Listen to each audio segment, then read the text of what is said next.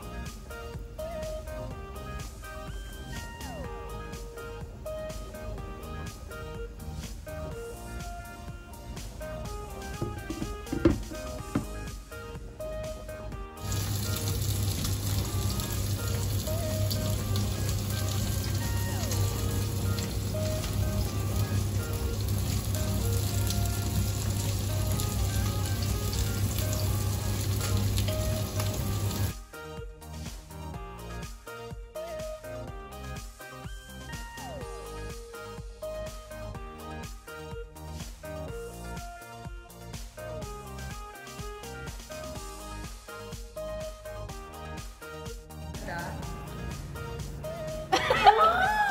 Ay, sorry ha, hindi ko na ito uubusin. This one is much better! Sorry, joke lang. Pero you must be real, you have the real talent, ha?